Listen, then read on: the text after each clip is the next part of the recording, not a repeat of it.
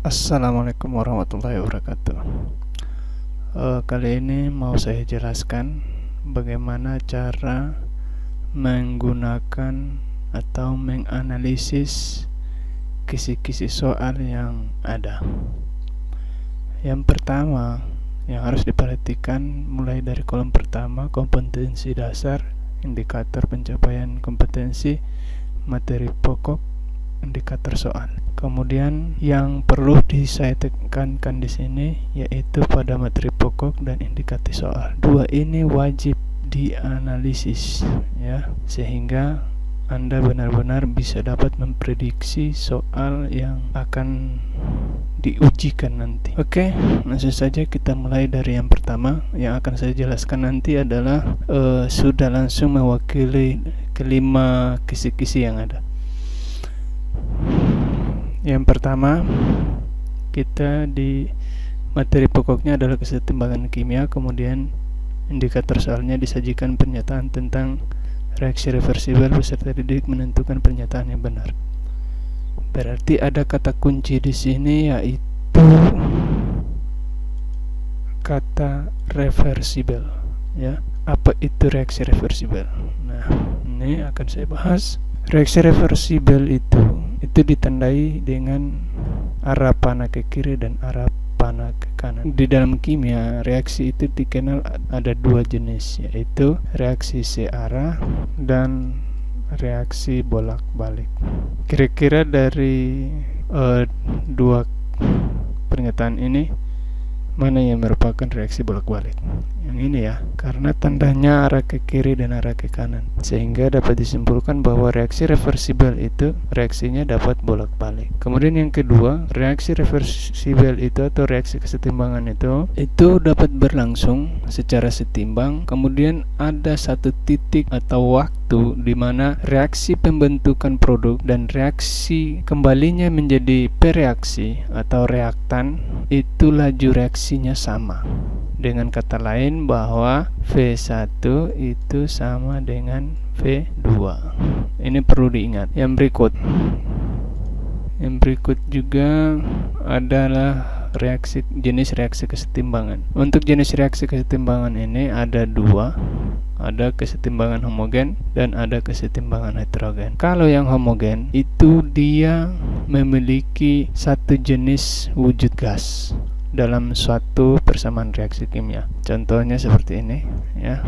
Anda lihat dalam suatu persamaan reaksi kimia, kemudian di dalamnya ada nitrogen yang berwujud gas, kemudian hidrogen berwujud gas juga, kemudian amonia berwujud gas juga. Nah, ada satu yang spesial ketika dalam penulisan persamaan reaksi kesetimbangan itu wajib untuk mencantumkan yang namanya wujud gas. Agar apa? Agar kita dapat memprediksi apakah dia reaksi kesetimbangan homogen, heterogen, dan kemudian kita juga dapat menentukan tetapan kesetimbangan dari persamaan reaksi tersebut. Nah, identitas yang ini semuanya sama, maka ini wujud gas sama ya, maka disebut dengan reaksi kesetimbangan yang homogen.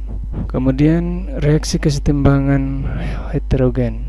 Hetero, asal katanya berbeda ya, artinya berbeda, sehingga dapat disimpulkan bahwa reaksi heterogen itu memiliki perbedaan di dalam wujud zat ya.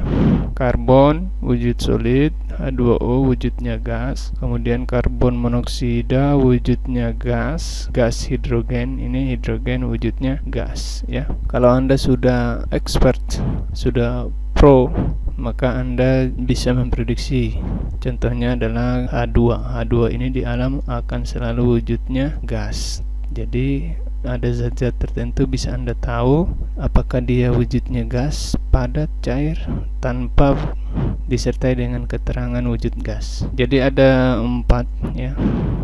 Wujud gas itu ada solid, liquid, kemudian gas, dan aqueous. Di dalam kimia kita mengenalnya padat, yang ini liquidnya cair ya. Kemudian G ini untuk gas, aqueous ini untuk larutan. Oke, yang ini untuk padat. padat. Oke guys, berikutnya itu pergeseran kesetimbangan, atau seringkali juga disebut juga dengan pengaruh reaksi kesetimbangan. Ada 4 yang perlu digarisbawahi di sini, 4 pengaruhnya, yaitu yang pertama konsentrasi, yang kedua volume, tekanan, dan suhu. Hal yang mendasari pergeseran kesetimbangan ini adalah asas Le-Chatelier, seringkali juga disebut hukum aksi reaksi.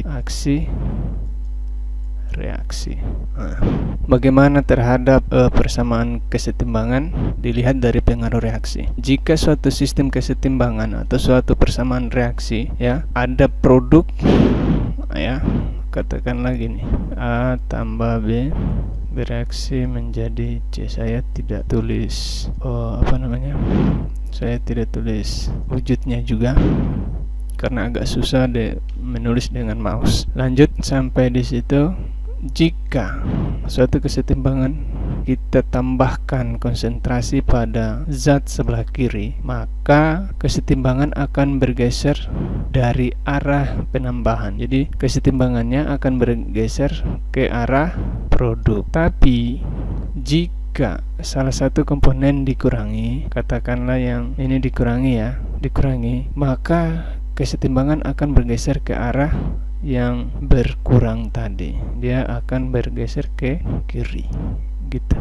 Berikutnya untuk pengaruh volume. Untuk volume dan tekanan ini dia akan berbanding terbalik. Jadi jika katakanlah ini 2 zat, ya, A tambah B bereaksi menjadi C. Untuk volume, ini untuk volume, ini untuk tekanan P.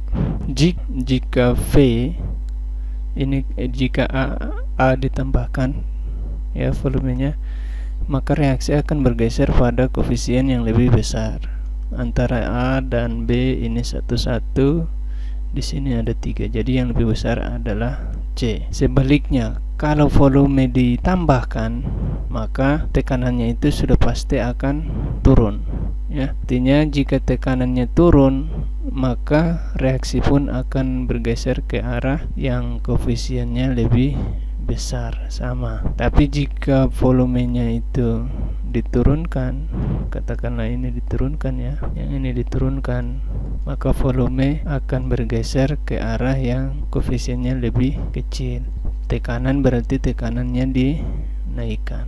Seperti itu. Intinya dia berbanding terbalik dengan volume dan tekanan itu, dia berbanding terbalik. Kalau volume diperbesar, tekanannya pasti turun. Kalau tekanannya besar, sudah pasti volumenya yang kecil, gitu. Berikutnya adalah suhu. Pengaruh suhu terhadap pergeseran kesetimbangan. Jika suhu itu dinaikkan, misalkan A B tambah B bereaksi setimbang membentuk C. Jika A dan B ini ditambahkan suhunya, maka reaksi akan bergeser pada reaksi yang menyerap kalor atau reaksi endoterem. Sedangkan untuk jika salah satu komponennya ini diturunkan suhunya, misalkan ini suhu diturunkan, maka dia akan bergeser ke arah yang melepas kalor, atau dengan kata lain entalpi rem. Entalpinya bernilai negatif. Oke, berikut untuk tetapan kesetimbangan. Tetapan kesetimbangan ini merupakan hasil kali produk, ya, tetapan.